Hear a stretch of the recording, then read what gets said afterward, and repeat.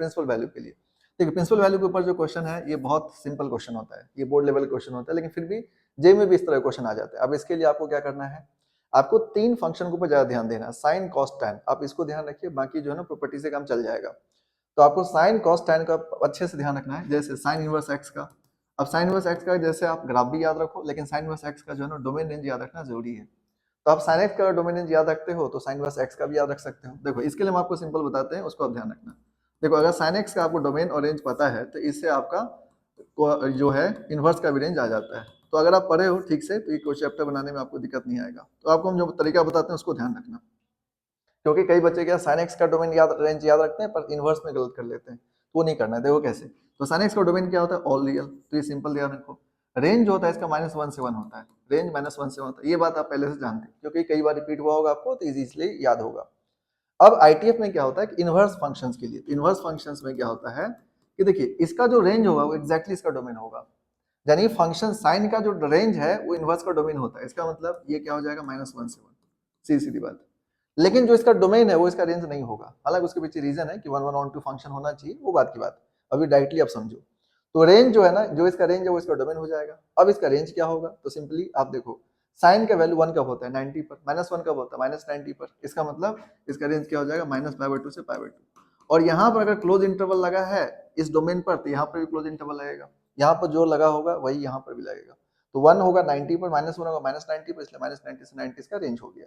अब इसी तरह से आप कॉस के लिए याद रख सकते हो। तो देखो कॉस एक्स के लिए आप जैसे पढ़ते हो तो कॉस एक्स का डोमेन क्या होता है कि आप डोमेन लोगे तो इसका भी डोमेन रियल हो जाता है, लेकिन रेंज लोगे इसका भी क्या हो जाता है, -1 से 1 ही होता है।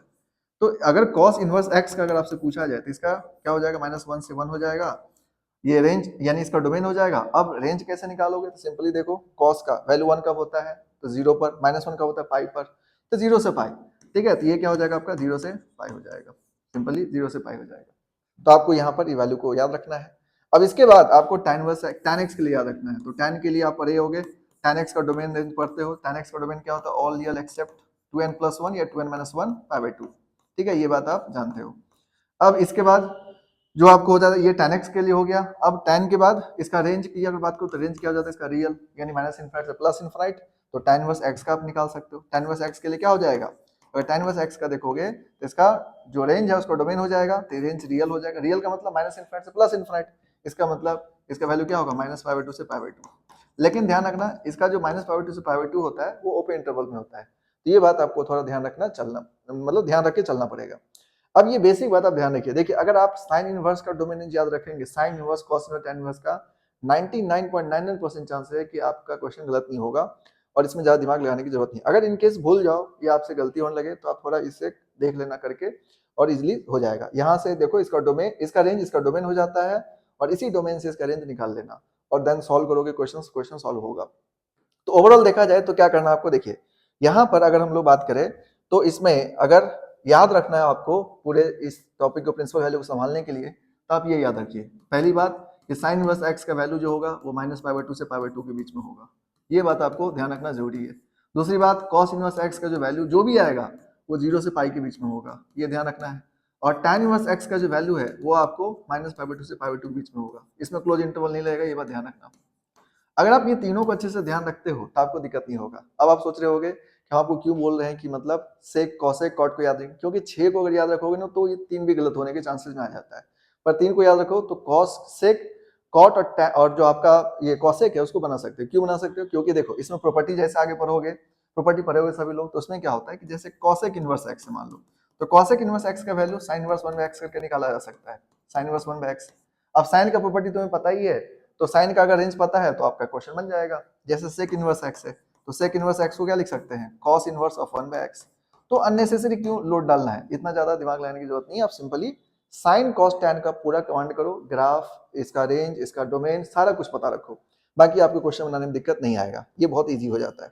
अब ऐसा क्यों बोल रहे हैं आपको, देखिए इसका जो है आपको क्वेश्चन जो आता है बहुत बेसिक लेवल का क्वेश्चन आता है, और आपको क्वेश्चन दे दिया जाएगा, बोला जाएगा बताओ क्वेश्चन सॉल्व करके ये कितना होगा। जैसे देखो अब यहाँ पर कुछ प्रॉपर्टीज वाला क्वेश्चंस, कुछ प्रॉपर्टीज वगैरह लग जाता है और उसके ऊपर क्वेश्चन डाल दिया जाता है। अब इसका रेंज वगैरह याद नहीं रहेगा तो आपको दिक्कत हो जाएगा। अब जैसे देखो आप लोग सब लोग प्रॉपर्टी, वैसे प्रॉपर्टी बताएंगे आपको आगे, लेकिन प्रॉपर्टी में जैसे sine inverse sine x, sine inverse sine x value x होता है। अब आपको पता होना चाहिए sine inverse sine x value x कब होता है, ठीक है। तो sine inverse sine x value x तभी होगा जब इसके रेंज में होगा, है ना। अब इसमें भी कई बच्चे कंफ्यूज रहते हैं कि इसका रेंज क्या ले, तो बहुत सिंपल है, जो बाहर रहेगा उसी का चलेगा। अगर साइन बाहर है तो उसका चलेगा, साइन इनवर्स बाहर है तो साइन इनवर्स का चलेगा। तो साइन इनवर्स अगर बाहर है, इसका मतलब ऐसा क्यों बोल रहे हैं आपको, इसीलिए क्योंकि देखो sine of sine inverse x भी एक्स होता है, ठीक है। तो ऐसा नहीं है कि सिर्फ साइन इनवर्स साइन एक्स ही एक्स होता है, ये भी एक्स होता है, लेकिन यहाँ पर किस वैल्यू के बीच में होना चाहिए, कब होना चाहिए, तो ये आपको ध्यान देना जरूरी है, क्योंकि अदरवाइज आपको क्या हो जाएगा, दिक्कत हो जाएगा। तो आपको क्या करना होगा यहाँ पर, जैसे sine inverse sine x value x होता है, लेकिन एक्स वैल्यू क्या होता है -1 से 1 के बीच में। Sine inverse sine x value x कब होगा, तो साइन बाहर वाले को देखो, इसका रेंज देखो, इसका रेंज क्या होता है -π/2 से π/2, इसका मतलब ये x -π/2 से π/2 में रहेगा, तभी तुम x लिख सकते हो, नहीं तो नहीं लिख सकते। उसी तरह से sine of sine inverse x का वैल्यू एक्स कब लिख सकते हो, जब ये x का वैल्यू क्या हो -1 से 1 के बीच में हो, तभी आप x लिख सकते हो, नहीं तो नहीं लिख सकते। अब इसके ऊपर जो ना क्वेश्चन बहुत ज्यादा पूछा जाता है, तो इसको ध्यान देने की जरूरत है।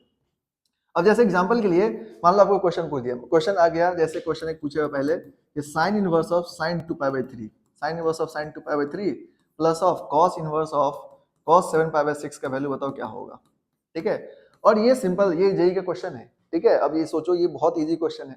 अब इसमें दिक्कत क्या है ना, कई बच्चे क्या सोचते हैं, वो पढ़ के जाते हैं कि साइन इनवर्स साइन एक्स का वैल्यू एक्स होता है और 2π/3 लिख दिया, वो गलत हो जाएगा आपका। तो आपको पहले ये सोचना है क्या ये 2π/3 रेंज में है, नहीं है, क्योंकि इसका रेंज क्या है -π/2 से π/2 बीच में आना चाहिए, तो है ये नहीं है। तो आप इसको पहले कन्वर्ट करो, कैसे सॉल्व करोगे, तो सिंपली क्लास 11th का जो कंसेप्ट है, जो आपको ट्रिगो में बताए भी थे कि आपको इसमें क्या करना है, इसको लिख लेना पाई -π/3, पहले ऐसे लिख लेना। फिर क्या हो जाएगा, कॉस इनवर्स ऑफ, इसको ये देखो ये रेंज में है, नहीं है, इसका रेंज क्या था 0 से पाई, ये पाई से बाहर है, तो इसको लिख लेना कॉस ऑफ पाई प्लस π/6, ठीक है, ऐसे सॉल्व कर लेना।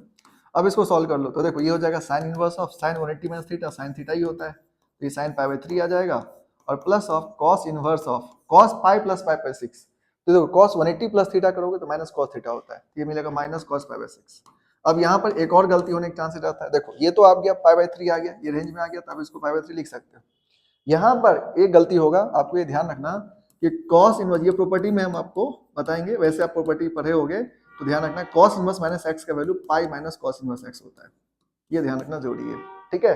तो यहाँ पर आपको क्या हो जाएगा, ये पाई माइनस π/6, ठीक है, इसका वैल्यू क्या होगा पाई माइनस पाई, माइनस बाहर निकालोगे तो पाई माइनस, और ये कॉस इनवर्स कॉस π/6 का वैल्यू π/6 हो जाएगा।